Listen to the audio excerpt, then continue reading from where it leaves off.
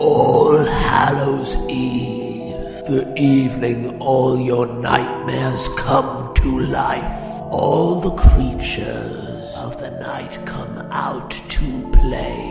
It's time to pay tribute to this terrifying month. So join us as we celebrate the sinister season. This is the Venom month of horrors.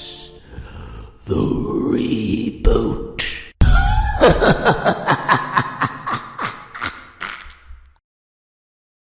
This month, we've spoke a lot about Stephen King.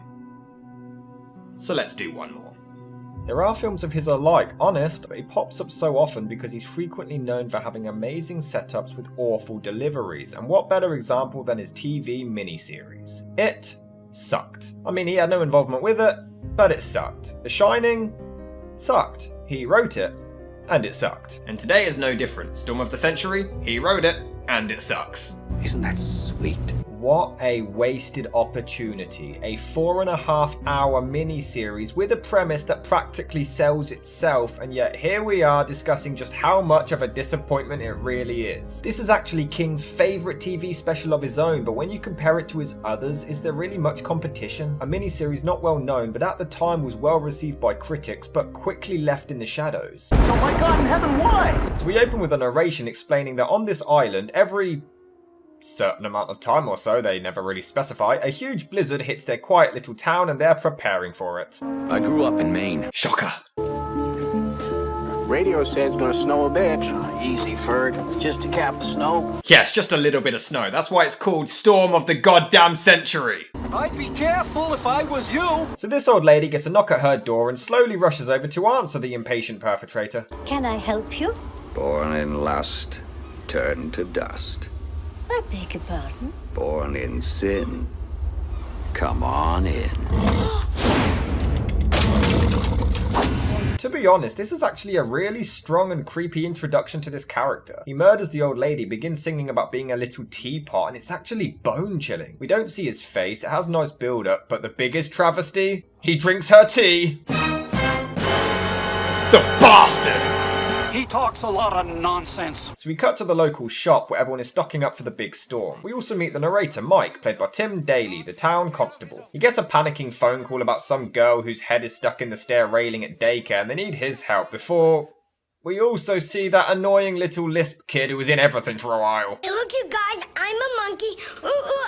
Seriously, how did he keep on getting work when he's about as funny as the telephone? I think anyone from my part of the world would say the same. Anyway, he arrives and that was it? Wow, they actually needed to interrupt the constable and waste his time to come all the way down to do that? I mean, there was no conflict. She wasn't even stuck. She just popped her head back out fine. Yeah, I think I pretty much shut that daycare down, mate. Anyway, back at the old lady's house, the man shows his face and he's one of the black-eyed children. That explains a lot. I don't think so. So a local kid notices the lady's walker outside with the door open and heads in to take a look. This is actually quite eerie and he even gets spoken to by the man who somehow knows the kid's name and history before using telekinesis to smash the TV with his basketball. So he's a black-eyed child with telekinesis. The kid rushes through town for help before a man checks out the scene, finds the lady's corpse, but then we see something far more frightening. A Stephen King cameo! Thought it might not be a bad idea. The weird dude starts reciting random facts about the guy's personal life as well, and I have to admit, it's actually really well done. You were with a whore in Boston when your mother died in Machias. Ma was in that crappy old nursing home they tore down last fall, the one where they found the rats in the pantry, right? She choked to death calling your name. The actor Confiore is fantastic, and I'm really intrigued to see where they go with this, because Stephen King never lets his audience down. That's all right, Robbie. She's waiting for you in hell, and she's turned cannibal. When you get there, she's going to eat you alive. Jesus, that's savage. Over and over and over again. Because that's what hell is all about, Robbie. Repetition. Like most of Stephen King's work. It's true. So Mike is informed and heads to the house himself with the public linger around outside trying to see what's going on. You know, I have to wonder why every single person who's walked in so far has completely gone past the room the dude is actually in. I mean, I know the lady's corpse is straight down the hall, but surely you'd go to the sound of the TV to investigate, and they've all missed it. How? Anyway, they arrest a guy who surprisingly remains completely calm and obliges to the arrest without question. It's actually really, really creepy. Robbie, what happened to Martha? Why did you say that name? If he moves, shoot him.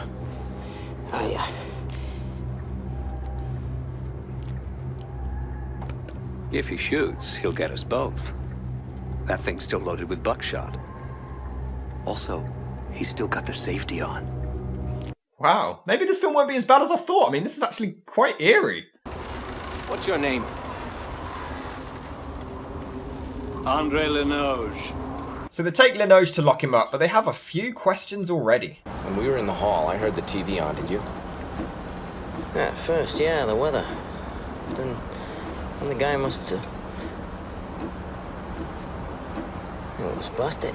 Yeah, that's what they're questioning right now. Not the fact that he knows everything, but about that goddamn TV.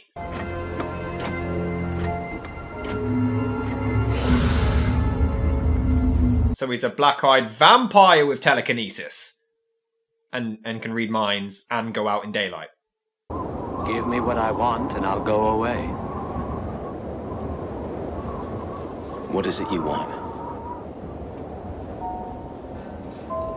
Ah yes, I should mention, this is the entire message of the movie, and just in case you forget, they will mention it over and over and over just to drill it inside your fucking head. Which, again, is intriguing at first, but when you sit here for 4 hours hearing it over and over, it gets boring very quickly. No, actually, it gets boring very slowly because you sit here for 4 goddamn hours. Just get to the point already. It stopped being scary 3 fucking hours ago. That doesn't really surprise me. So they try to take him through the back of the jail, but the doors are playing up, forcing them to take Linoge through the store and past all of the customers. Again, this is really creepy. He reveals stories about people to freak them out, and it's eerie as hell. Peter Godso, my favorite seafood wholesaler standing shoulder to shoulder with my favorite politician. How's the fish business? Not so good, is it? Lucky you've got the marijuana business to fall back on. Cat Withers, you're looking well, and why not? It's just an in-office procedure these days, nothing to it.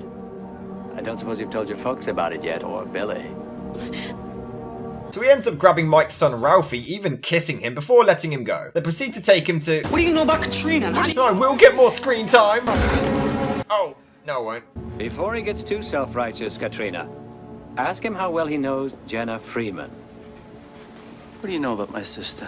That horses aren't all she enjoys riding when the weather's hot. Right, Billy?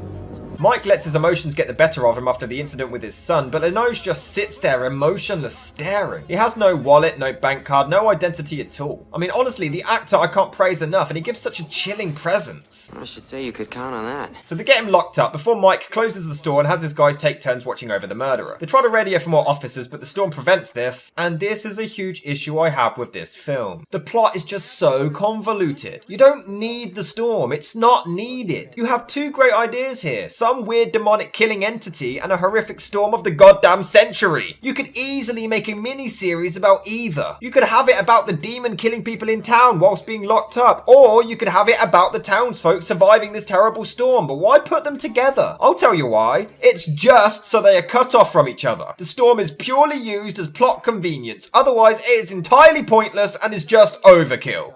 I think he's crazy. So, because it's a thriller and a Stephen King film, of course the electricity runs out as Mike returns to investigate the house some more and take some pictures. Writing on the wall vanishes, his cane appears and then disappears, while back at the station, Linoge somehow possesses the cop's speech. Hey, Pete, what do you suppose this one is? Yodeler's Perch. 3 letters. So he's a black-eyed vampire with telekinesis, mind reading, can go out in daylight, and possess human beings. And then he mutters something to himself, even making a noose appear. So he's a black-eyed vampire with telekinesis, mind reading, can go out in daylight, possess human beings, and can create objects out of thin air. He possesses him to write a suicide note and then hang himself, whilst also forcing somebody elsewhere to smash in their own face with an axe. This is actually all so creepy and well done until... Awesome. And that was part 1. Actually, it wasn't that bad. I mean, it had a lot of great setups and it was quite eerie. Let's just see how part 2 disappoints us. What are you looking at? you make him do that somehow? Did you make him write that note? Hang himself? Nah, he saw the direction the movie was taking and he voluntarily chose to end it. Do you have any idea what's going on here?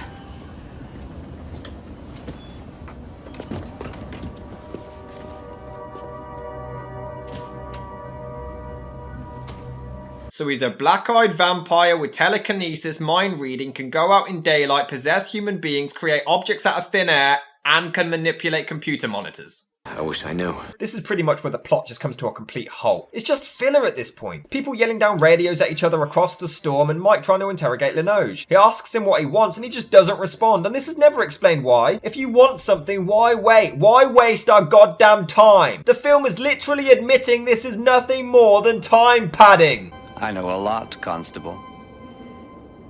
I know, for instance, that when you were at the University of Maine and in danger of losing your scholarship over a D in chemistry during your sophomore year, you cheated on the midterm exam.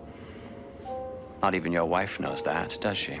So Linoge goes a bit too far before Jack flips and accidentally shoots Mike. Thank God for bulletproof vests. But then Linoge somehow has the bullet in his hand. So he's a black-eyed vampire with telekinesis, mind reading, can go out in daylight, possess human beings, create objects out of thin air, manipulate computer monitors, and can extract bullets from a vest from across the room. Oh look, we're back here now. Awesome.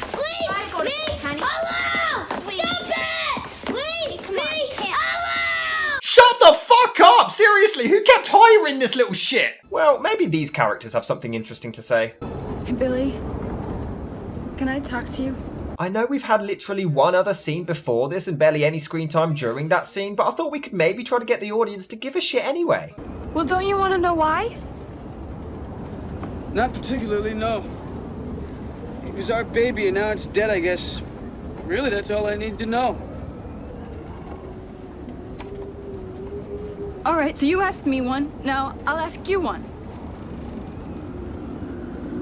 What about Jenna Freeman? Jesus Christ, we don't care! This has had one mention! We're 2 hours in and we don't give a fuck about your abortion or your skanky little affair! You're an unfaithful bellend and you're a bitch! Move on! I know what you would have thought if I had come to you while you're still chasing after Jenna. Little bitch just got herself pregnant so I wouldn't get away. So now you've done a whole lot of my thinking for me too now, huh? You obviously haven't been doing much for yourself these days. What about the baby? The one that you murdered? We've already been through this! They're just repeating all of the same dialogue! You cheated on me! Yeah, but what about the baby of ours you murdered? We get it! No one cares! You're unfaithful and that's bad. Truly some award-winning dialogue here. I think it's more than that. Meanwhile, Linoge waves his finger around like some kind of magician to try to make Billy kill his girlfriend.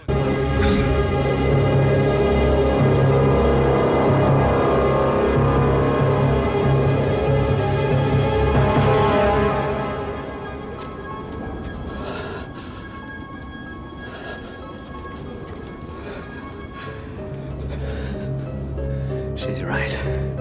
You are a coward. Wait, so they can resist his powers?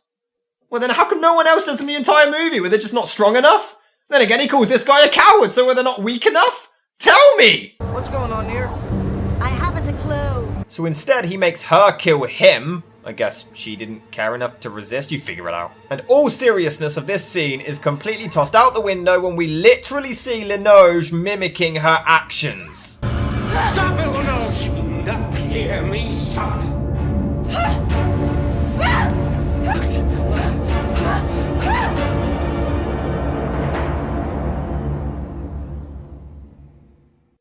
You know, it was a lot creepier when he just sat there, emotionless. Why is he doing this? He's proven he doesn't have to. I have no sympathy for these characters. They're horrible people. She even blamed her dead baby for him cheating on her. Screw this bitch. And this is the issue with most of the characters. Mike is the only one who really develops and becomes likable. Everyone else just sits around and talk, but they never actually build genuine personalities. It's just filler. We don't really care for any of them. I don't think he's human. Neither do I. I don't know what he is. Yeah, neither do we. I can't wait to find out. But it's Stephen King, so we never will. We didn't take him from Martha's, did we? He let himself be taken. Maybe he wanted to be taken. We could kill him.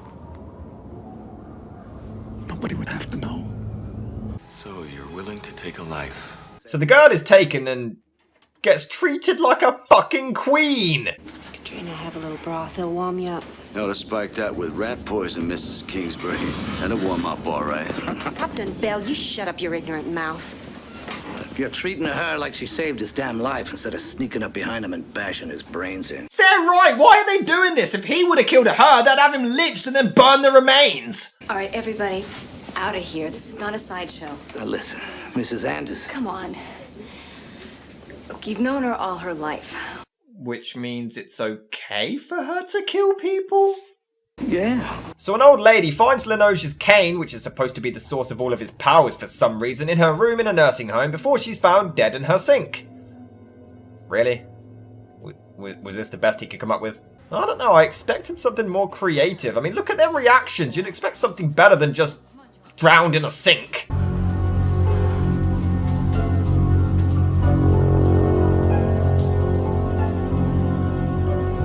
Then just fucking tell us! We're 2.5 hours in, just get on with it! What the fuck is wrong with you? Where is Robbie? I want to see my Robbie. Where are you? He said he'd be here. I don't want to die without seeing him again. So he's a black-eyed vampire with telekinesis, mind reading, can go out in daylight, possess human beings, manipulate computer monitors, create objects out of thin air, extract bullets from vests from across the room, and can take the form of the dead. This is a mess. Anyway, Mike's own wife suggests killing Lenoge and making it look like an accident. Why is he so against this? I mean, I get morals, but he's killing a lot of people. In fact, if Lenoge is so powerful that he can kill people without even lifting a finger and do all of this crap, why can't he just escape the prison? You stop. Or I'll shoot. With that? So he's a black-eyed vampire with telekinesis, mind reading, can go out in daylight, possess human beings, manipulate computer monitors, create objects out of thin air, extract bullets from vests from across the room, take the form of the dead, and can turn inanimate objects into reptiles. Oh, don't tell me that idea hasn't gone through your mind. Anyway, he finally busts open the jail doors 2.5 hours in. What the fuck, he didn't do this sooner, I'll never know. Before his cane turns into goddamn Zool. He then turns into Hoggle from the Labyrinth for some reason before giving one last message. Give me what I want, and I'll go away. Then motherfucking tell us! We have to give him what he wants. If we do that, then he'll go away. Well, that's genius. Why don't we think of that? This guy is on it. Where did he go? Out there. Gee, thanks for that, Captain Navigation. So the storm finally ends. Oh good, that must mean it's near the end of the movie. We get a news report about the historical events that are going on, and is it just me, or does this newsreader look like he's CGI? He doesn't look real. Anyway, it turns out this was all a dream, including the townsfolk being forced to commit suicide because they failed to give in to Lenoge's wishes. I'm sorry. We both are, aren't we, Buster? Sorry we didn't give it to you, Mr. Lenoge. But you never told us what it was because you're fucking mental. And yeah, everybody shared the exact same dream, so I guess he's a black-eyed vampire with telekinesis, mind reading. You know what? I don't even care what the fuck he is anymore. How do you know so much? So he repeats the same bullshit without telling us what he wants before the storm worsens and the lighthouse is under attack. There's the light! Just coming around! It's still there! What the hell was that? Anyway, the lighthouse soon collapses. I guess it wasn't a very light house. Yeah? Shut up! We see more of the killer girl, in case anybody's interested in her, and then back to Mike's son Ralphie, who gets confronted by Lenoge himself. Don't be afraid. Don't worry, Stephen King. No one will be watching this. And it's only now when Mike realises that Andre's name is an anagram, because this film doesn't want to be Silence of the Lambs quite enough just yet. And Jesus cast out the demons into a herd of pigs that ran into the ocean and drowned themselves. But before Jesus cast the demons out, he asked their names. And the thing inside said, our name is Legion. So, he's Jesus. Or the demons Jesus cast out. Or some other bullshit I don't care about. We may never know. Either way, Ralphie follows the voice of Linoge to end part 2 of this Snorefest. To be fair, for a 4.5-hour miniseries, it's not as boring as it could be. Let's see how dumb part 3 gets. I can't take any more. So back in the town hall, they decide to leave the kids in the care of someone who they know just murdered their boyfriend. More brilliant parenting in a Stephen King film. What are you saying? Ralphie's not down there? He's not with the others? I didn't see. Cats don't... You were supposed to be watching him. Oops! Maybe let the killer watch them next time. More qualified. I don't see it. So Mike comes across another body in the snow with a sign that said, oh, for crying out loud, it's done! It's not scary or creepy anymore! 3 goddamn hours of this shit and I want this pain to end! And I don't blame you. Anyway, Ralphie's mum finds him in a closet unharmed, but he claims that Linoge was in there with him. Even finding a note set off for the love of God, piss off. And she even manages to find a bag full of some weird stones. I didn't lose my marbles after all. Wendy, look, see? I didn't lose my marbles after all. So some woman called Angie shows up. Are we supposed to recognize her from earlier? I mean, I'm pretty sure she was in the movie before this, but this is how memorable the characters are, guys and gals. I have no memory of this woman. There's so many characters, it is impossible to keep track on all of them. Linoge? Yes, Linoge. We have to give him what he wants. Which is what? What does he want? Did he tell you? He said he'd tell us tonight. He said we're gonna have a special town meeting and he'd tell us then. What sense does that even make? But hey, why not completely rip off another film's dialogue as well? When I turned around and what had me, it wasn't a man. How can a man do this, Loomis? Tell me. It isn't a man. I wore clothes like a man and had a man's face, but there was just blackness where its eyes should have been. With this blank, pale, emotionless face and the blackest eyes, the devil's eyes. He told me he was bringing me back through time. And he's also a time traveler. This just seems like Stephen King was making up the story as he went along. He was gonna let me live so I could come back and tell everybody that we have to give him what he wants when he comes tonight. Really? Well, he's never mentioned that before. Why didn't he just say so? If we have something that this man Linoge wants, why didn't he just take it? Because that would make the film a lot fucking shorter! Why? Why us?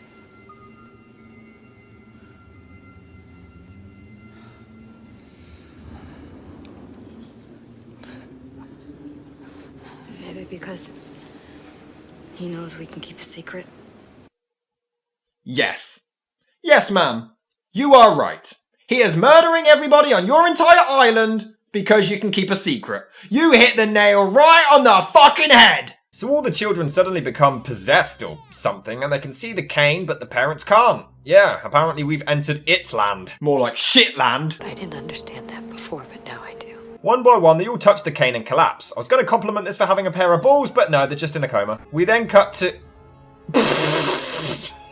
What is this anymore? You had this character with a great performance, really eerie, really ominous, a really chilling character that was actually quite scary, really intimidating. And now you've turned him into Peter Pan, Pedophile Edition. I mean, he even says... Having fun, kids? You turned a thrilling, intriguing, scary character into a fucking joke in a Peter fucking Pan. And stop hissing, it's not scary! I guess there's just something about you that pisses me off. And much like before, we are now just padding out time. They sit around talking in the dark, literally biding time until Linoge shows up. They talk about nothing of relevance, nothing is developed, they walk around, light candles, chat about when the storm might end. Because apparently all of this is much more important and interesting than a supernatural serial killer. I believe that. Anyway, Linoge finally appears and... Glad the old bitch is dead, aren't you? I did you a favor there, didn't I?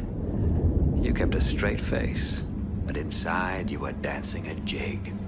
I know. I can smell it on you like musk. That's great, but she still screamed. How did nobody hear that? Don't do that, Constable Anderson, unless you want to watch this woman burn her face off. No, mate, I ain't taking you seriously after that last scene. Having fun, kids? He even reveals that the priest molests his nieces behind closed doors. Perhaps you don't believe me. I believe you. The thing of it is, you see only the bad, none of the good. Yeah, forget the fact that he rapes and molests his nieces. I mean, he also donates to charity occasionally. You just focus on the bad. Everyone makes mistakes. Your town is full of adulterers, pedophiles, thieves, gluttons, murderers, bullies, scoundrels, and covetous morons. And I know every last one of them. That dialogue is actually brilliant. So he leaves, promising to hold a meeting at 9 PM. Why do we need to wait even fucking longer? Oh, and then it's the very next scene, so that was entirely pointless. Like you, I don't know what we're waiting for. You see? So Linoge finally appears, revealing more private stories on his way past, even appearing as the dude's dead mother again, but no one else can see her but him.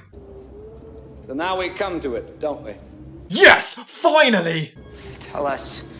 Quit dancing around it. Tell us what you want. Yes, this is it. 4.5 fucking hours of this build-up, and now we're gonna get this epic reveal.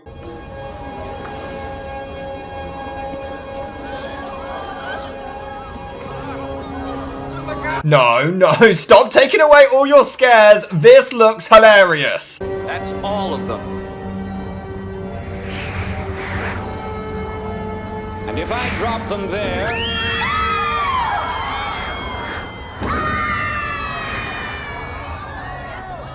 they die here. Seriously, dropping them out of the sky was the best they could come up with. He can pretty much do anything. But anyway, what is it you want? What is it? Tell us. What is it?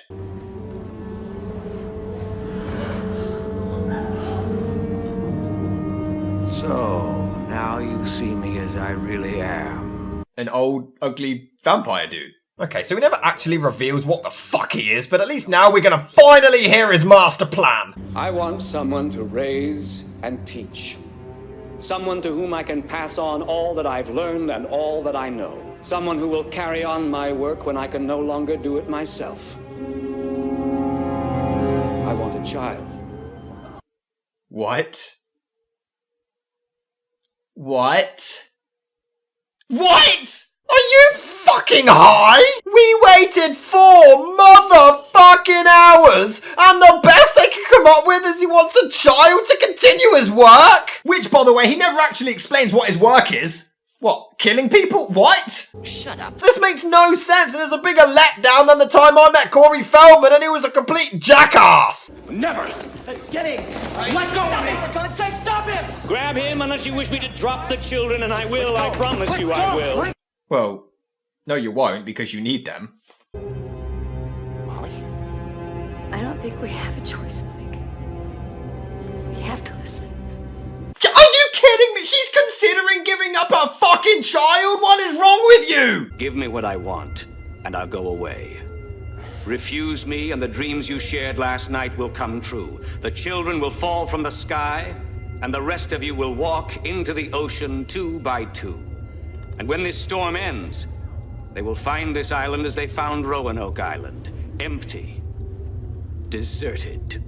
So they have half an hour to decide. They can either risk a psychotic murderous demon having one of their children, or basically the entire town dies. Well, as a parent myself, I think it's pretty obvious what the right choice is.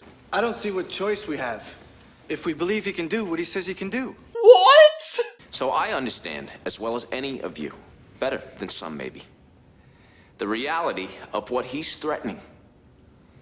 But folks, we don't give our kids away to thugs. Thank you! We don't give away our children. So what's the choice then? Sacrifice yourself for your goddamn kids, you morons! How about that? And I am not joking. Every single person, everyone except Mike, everyone, Mike's wife, Mike's friends, even the goddamn priest, whilst quoting the Bible, all of them but Mike say that they should risk their own goddamn children. You speak as though you were going to kill the child, Michael. As though it were some kind of human sacrifice. It sounds more like an adoption to me. That's the most offensively stupid thing I've ever fucking heard. Suppose we live and they die. How are we gonna look at each other? How are we gonna live with each other then? You mean knowing that we refuse to give our child up to a demon? Pretty easily. Hell, one woman even offers to voluntarily put up her child specifically! What is wrong with these assholes? Do you understand that? My son is not a part of this obscenity!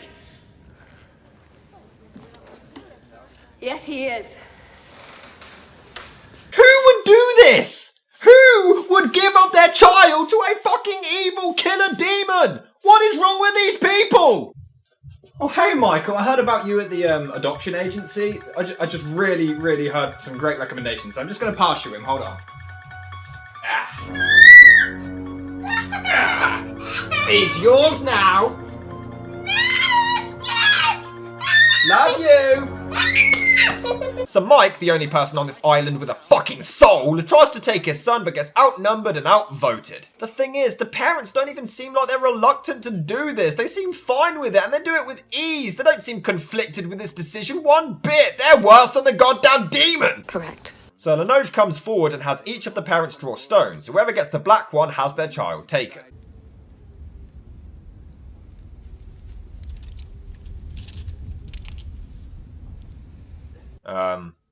Thanks for that. I'm sure your wife totally forgot how to grab a stone for a second. I'm glad she's got you there. Admittedly, there is some tension built well here as they individually reveal the stones, but there's not much because you just know the child that's gonna go is... Of course. No. This can't be. You can't have my son. Oh, now you have a conscience! So Linoge turns back into the demon old hobbit and takes Ralphie away. I have all the sympathy in the world for Mike, but none for his douchebag wife. Fuck her! You tricked us! How? How was he cryptic when he said, I'm going to take your child? In what way did he mislead you? This is damnation! So we skip to the summer a few months later where Mike's wife is going through therapy. And Mike blames you for that loss. I think he's going to leave me. But he didn't already? But it's not just her who feels lousy about the whole thing. Would it do you any good to tell you that I haven't had a good night's sleep since February? Would it do you any good to tell you that maybe we might have been wrong? No! I've tried till I can't try anymore. Sounds like Stephen King towards the end of his stories. But you've got your daughter at least. You may not sleep so well. But you can go into Pippa's bedroom and watch her sleep. Any night you want. So after some great and emotional dialogue from Mike, he decides to leave the island behind. Molly, why does your husband hate you so? Because I gave up our son quicker than a $5 bill. I have no idea why he's holding such a grudge for though. What a baby, he needs to get over it. And he moves to San Francisco to start up a gay relationship with cinematic excrement where we also see his best friend actually marries his ex-wife. Yeah, as if I didn't hate them enough already. Ralphie!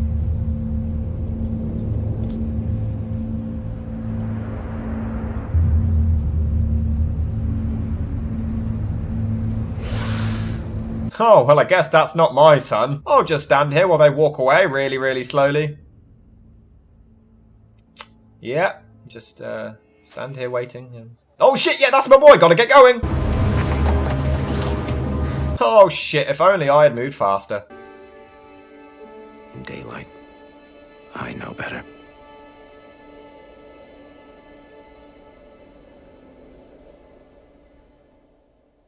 And that was Storm of the Century. How was it? Bad. I mean, it has such good setup in part 1, but after that it goes rapidly downhill so fast. Not only do the characters make terrible decisions, but there's no development, there's forced unnecessary subplots, and there's an insane amount of padding and filler, and you don't even rant anymore about that goddamn climax. It does have amazing acting performances and direction, but it's not enough to hold up a decent thriller for me. This could have been a great story, but it was another one that I think King just missed the ball on entirely.